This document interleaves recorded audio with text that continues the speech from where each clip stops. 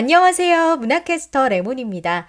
오늘 함께 볼 작품은 1991년에 발표된 이강백 작가의 희곡 동지섣달 꽃 본 듯이입니다. 이 작품은 15장으로 구성이 되어 있는데요. 세 아들이 사라진 어머니를 찾아 나서는 이야기로 세 아들이 서로 다른 곳에서 어머니를 찾아 헤매고 10년 뒤에 다시 각자가 발견한 어머니를 모시고 오면서 끝이 나는 이야기입니다. 본격적인 내용에 들어가기 전에 이 희곡의 형식적인 특징을 좀 설명해 드릴게요. 동지섣달 꽃 본 듯이라는 희곡은 서사극적 기법을 취하고 있는데요. 쉽게 말하면 배우가 관객에게 말을 건네면서 관객이 등장인물의 감정을 이입하고 몰입하는 거, 이거를 방해하는 기법입니다. 이런 방법을 택하면 관객들은 계속 연극 안으로 들어오지 못하고 연극 밖에서 논리적이고 이성적으로 판단을 내리게 되는데요. 이걸 노린 거예요. 이 희곡을 맡은 배우들은 그럼 어떻게 연기를 해야 할까요? 눈치가 빠르신 분들은 벌써 깨달으셨겠지만 두 가지 역할을 하게 됩니다. 하나는 현재의 배우 자신으로서의 역할을 하면서 관객들에게 말을 건네고요. 다른 하나는 메인 스토리인 엄마를 찾는 설화 안의 인물로서 연기를 하게 됩니다. 이걸 어려운 말로 현재와 설화적 이야기가 교차하는 이중구조를 활용했다라고 합니다. 본격적으로 내용 들어가 볼게요. 이야기는 현재부터 시작합니다. 현재의 배우들은 옷에 대한 이야기를 하기 시작하는데요. 연기는 배우가 하는 것이 아니라 옷이 하는 게 아닌가 하는 생각이 듭니다.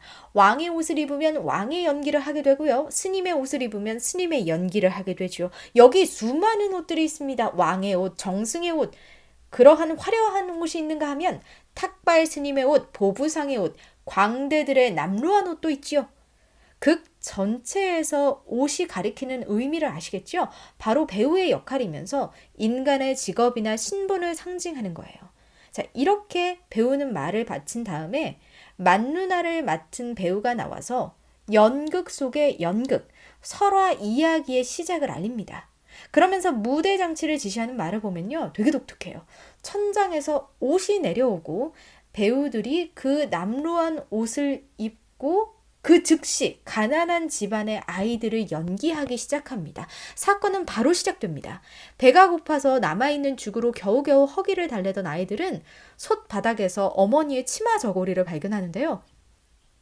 아니, 어머니가 어딜 가셨을까? 이 사건을 두고 가족들뿐만 아니라 마을 사람들이 모여서 의견이 분분합니다.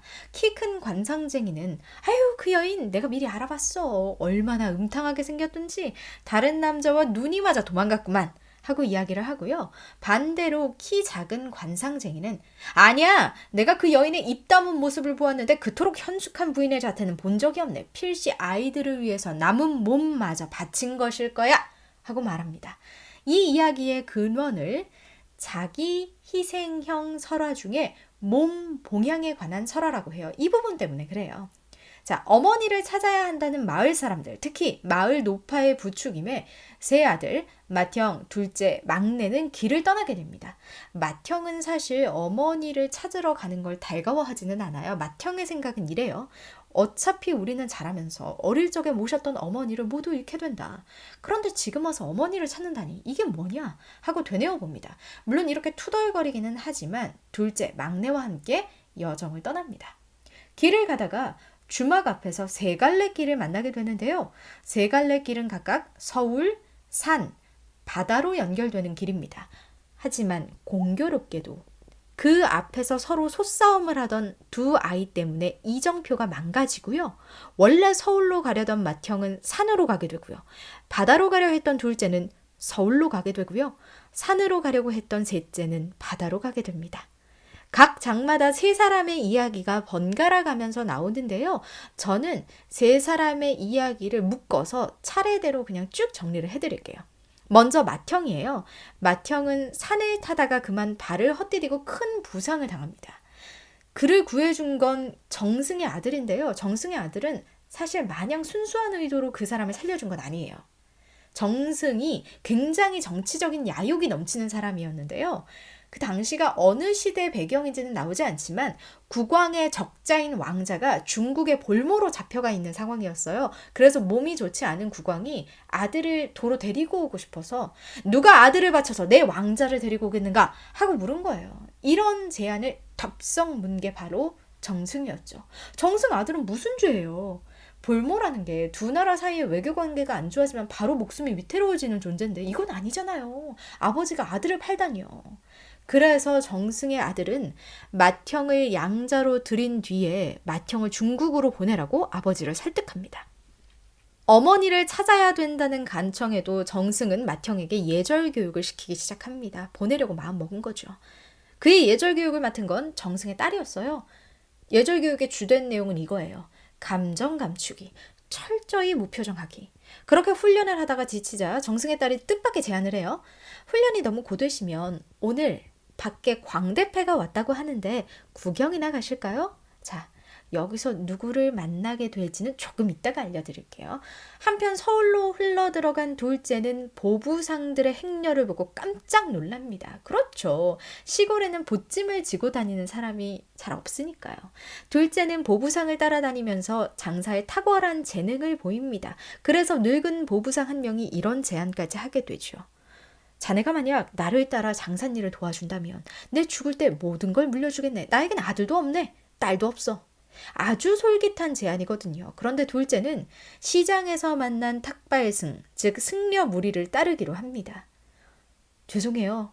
저는 어머니를 찾기 위해서 여기까지 왔어요. 헌데 어머니는 더 이상 이 세계에 계시지 않은 것 같습니다. 저는 극락세계에서 어머니를 찾겠습니다. 이 말을 남기고 훌훌 떠나버립니다. 스님도 처음에는 기뻐하셨죠. 재물에 욕심을 내지 않고 승려 무리를 따르다니요. 그런데 가면 갈수록 귀찮아집니다. 나무아미타불, 승려님 그건 무슨 뜻입니까? 관세음보살, 그건 또 무슨 뜻입니까? 그건 또 무슨 뜻입니까? 스님들이 이게 물어보는 게 너무 귀찮은 나머지 수련은 스스로 하는 거라고 화를 내고는 둘째에게 할 일 없으면 부잣집에 가서 시주나 받아오라고 합니다. 그리고 둘째는 그 동네에서 가장 유명한 정승례로 시주를 받으러 가게 되죠. 아하, 여기서 둘째는 맏형을 만나게 됩니다. 자, 드디어 막내입니다. 막내는 바다로 가서 광대패를 만나요. 광대의 우두머리는 막내를 보자마자 천하의 광대상이라면서 기뻐합니다. 광대패는 늘 천대받고 굶주려 있어요. 흘러 들어가다가 마을에 큰 잔치가 있어서 거기에서 마당 공연을 하게 되는데요. 그곳에서 바로 맏형과 둘째를 만나게 됩니다. 아까 기억나시죠? 훈련이 너무 고되시면 밖에 광대패가 왔다고 하는데 하면서 정승의 딸이 밖으로 데리고 나왔잖아요. 거기에서 이제 세 형제가 모두 만나게 되는 거예요. 여기서 맏형이 아우야, 내가 중국으로 가기가 너무 두렵구나 하고 떨자 이 광대인 막내가 옷을 바꾸어주고 도망치라고 합니다. 자기가 대신 가겠다고요. 막내 너무 착하죠. 하지만 몇 분이 채 지나지도 않았는데 광대의 옷이 맞지 않는 것을 알게 된, 다시 말하면 광대의 운명이 맞지 않는 것을 알게 된 맏형은 다시 순순히 자신의 운명을 받아들이고 중국으로 떠나기로 합니다. 자, 이 사건 이후에 세 사람은 다시 흩어지고요. 맏형은 중국으로 가서 왕자를 만나게 되고 거기에서 왕자에게 약속을 받습니다. 어떤 약속이냐? 왕자가 이렇게 말해요. 네가 만일 살아 돌아온다면 내가 너를 정승으로 만들어주지. 그리고 정말 살아서 돌아와서 정승이 됩니다. 그럼 원래 정승이었던 양아버지는 어떻게 되냐고요? 국왕이 사약을 내려서 죽게 만듭니다. 자, 그럼 둘째는요? 둘째는 어떻게 했냐? 다시 절로 돌아가서 어머니를 찾는 걸 계속 노력을 해요. 그런데 그러다가 대각국사라는 큰 스님을 만나 뵙게 되는데요. 그 스님께 큰 깨우침을 얻습니다. 그 깨우침이란 무엇이냐? 어머니라는 것은 너의 망상이야. 너는 있지도 않은 것을 쫓고 있으며 너의 미래를 바치고 있구나. 자, 그 깨달음으로부터 한참 시간이 지난 뒤에 둘째는 진정으로 도를 깨우치게 됩니다. 막내는 아주 천한 삶을 살게 됩니다. 늘 굶고 길에서 자야 하고 힘들게 사람들을 웃겨야 하죠. 하지만 이런 것에 대한 집착을 놓았을 때, 즉 광대가 돼서 신명나고 사람들을 즐겁게 하는 걸로 만족했을 때 그는 비로소 진짜 광대가 될 수 있었어요. 그리고 막내는 광대패가 극한의 상황에 놓였을 때 희생을 하는 한 여인을 보게 됩니다. 그 여인은 광대패의 우두머리의 딸 처녀 광대였는데요. 자신의 몸을 팔아서 사람들로부터 먹을 것을 구해옵니다. 그리고 막내는 자신의 결정으로 처녀 광대와 혼인을 시켜달라고 우두머리에게 부탁을 합니다. 그녀가 희생하는 모습에서 어머니의 모습을 보았다라고 해석할 수 있어요. 자, 세 아들은 각각 정치, 종교, 예술을 뜻해요. 자신이 예상하지 못했던 운명의 길 속에서 각자 집착을 버리고 모든 것을 받아들이면서 삶을 지탱해 나갑니다. 그게 바로 인생이다. 이 말 하고 싶은 것 같아요. 그럼 결국 세 사람이 어머니를 찾았냐? 네, 문제는 셋 다 찾았다는 거예요. 맏형은 자신의 권세로 온 나라를 뒤져서 어머니와 똑같이 생긴 여인을 찾았고요. 물론 그 여인은 어머니가 아닙니다. 둘째는 관음보살상을 데려왔고요. 막내는 자신의 부인, 희생의 상징 각시광대를 데리고 옵니다. 그리고 마지막에 각시광대는 어머니가 남기고 간 치마 저고리를 입고 날 좀 보소 날 좀 보소 동지 섣달 꽃 본 듯이 날 좀 보소라는 노래를 부르면서 춤을 추고요. 그렇게 설화의 이야기는 끝이 납니다. 인생 본질의 탐구, 흔히 이 희곡의 주제는 이렇게 설명이 돼요. 이걸 쉽게 풀어보면 무슨 뜻이냐. 인생이란 알다가도 모를 일이란 말이죠. 분명 이쪽 길이었던 것 같은데 눈을 뜨니 저쪽 길이에요. 즉 인생? 뭔지는 모르겠지만 중요한 건 그것이 무엇인지, 그 본질이 무엇인지 계속 질문해야 한다는 것. 이게 바로 인생 본질의 탐구입니다. 그것이 엄마 찾기라는 과정을 통해 드러났다라고 이해가 되신다면 내용 정리 잘 하신 거예요. 이강백 작가의 동지 섣달 꽃 본 듯이 여기까지였고요. 지금까지 문화캐스터 레몬이었습니다.